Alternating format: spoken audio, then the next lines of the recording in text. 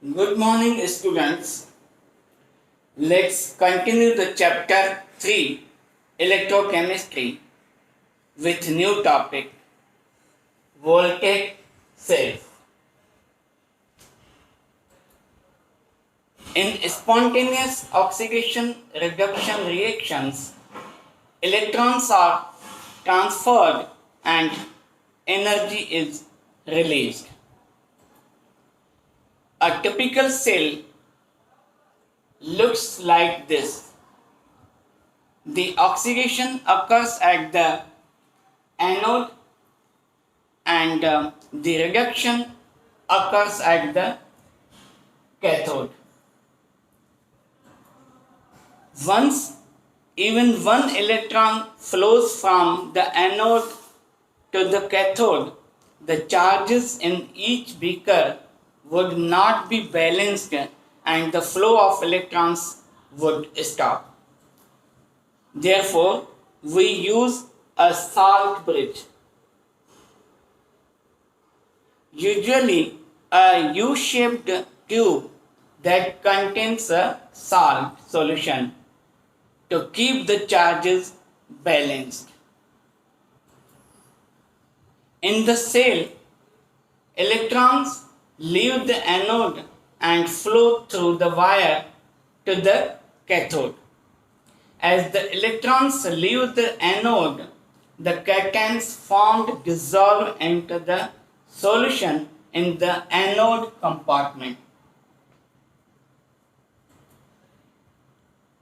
As the electrons reach the cathode, cations in the cathode are attracted to the now negative cathode.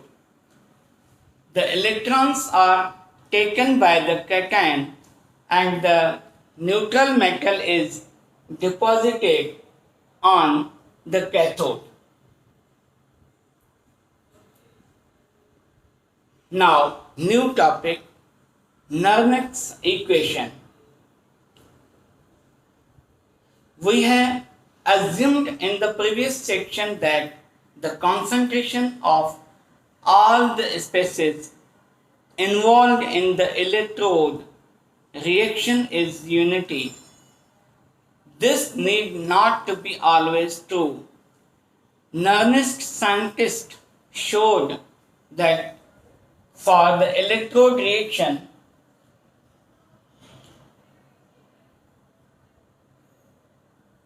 metal ion plus number of electron gives metal.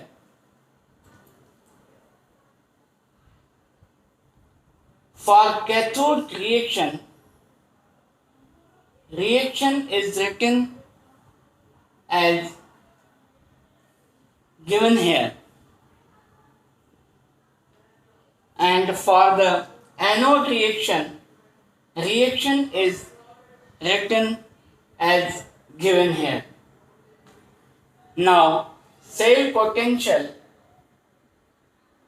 becomes cell potential minus RT upon 2F ln concentration of zinc ion divided by concentration of copper ion.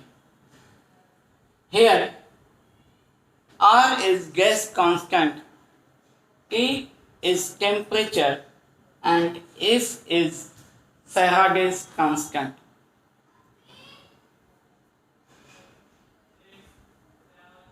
By converting the natural logarithm in this equation to the base 10 and substituting the values of R, F and T,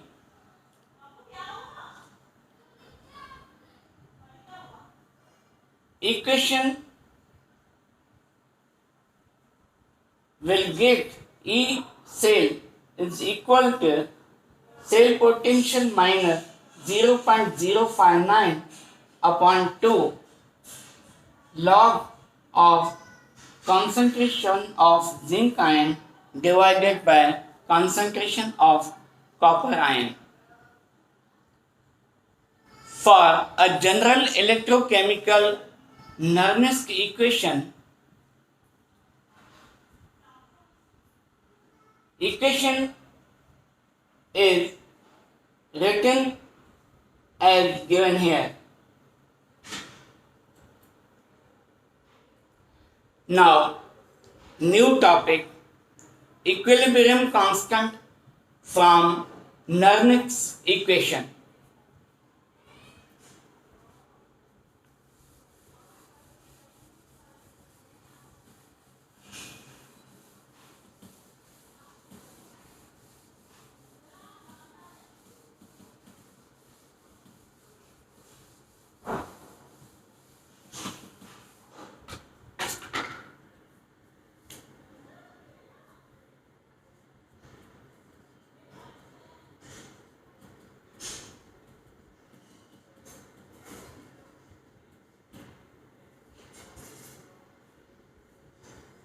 If the circuit in Daniel's cell closed, then we note that the reaction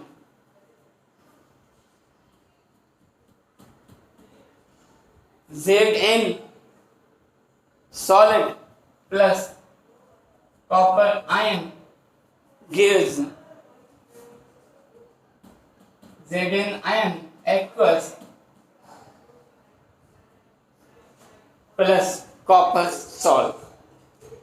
This reaction takes place, and as time passes, the concentration of zinc ion keeps on increasing while the concentration of copper ion keeps on decreasing. At the same time, voltage of the cell as read on the voltmeter keeps on decreasing. After some time, we shall note that there is no change in the reading. This indicates the equilibrium has been attained. In this situation, the Nernst equation may be written as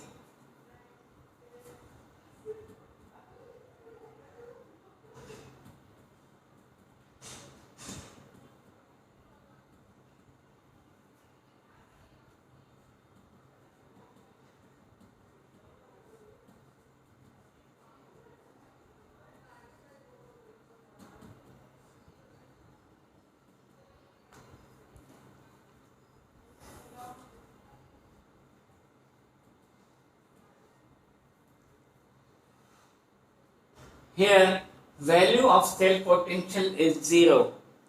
Now it becomes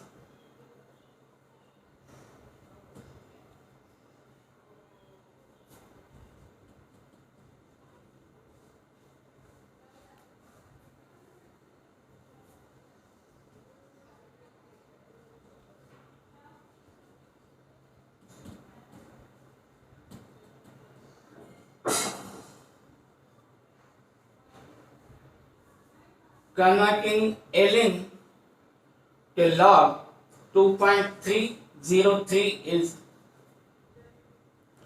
putting here, but the equilibrium Zn ion divided by copper ion is equal to equilibrium constant Kc, and at temperature T is equal to 298 Kelvin. The above equation can be written as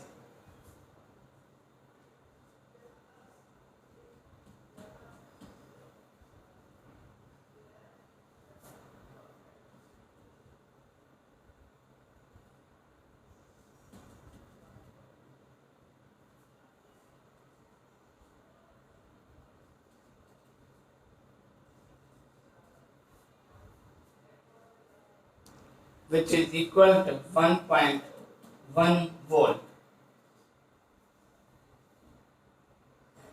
Therefore, log Kc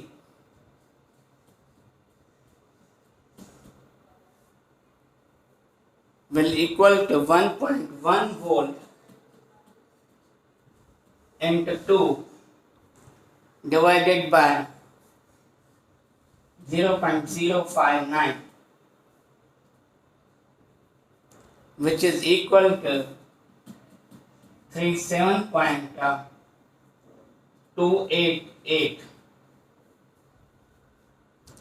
Therefore, Kc is equal to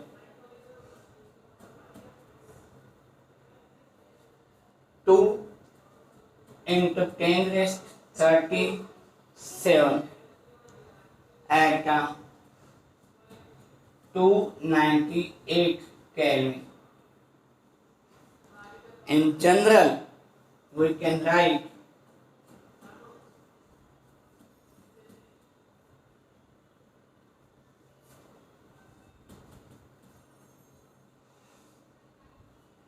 (2.303) RT upon NF log Kc.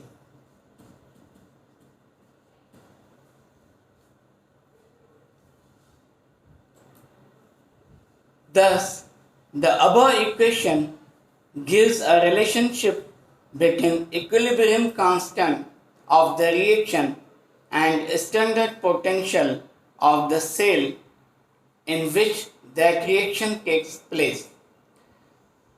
Equilibrium constants of reaction difficult to measure otherwise can be calculated from the corresponding cell potential value of the cell.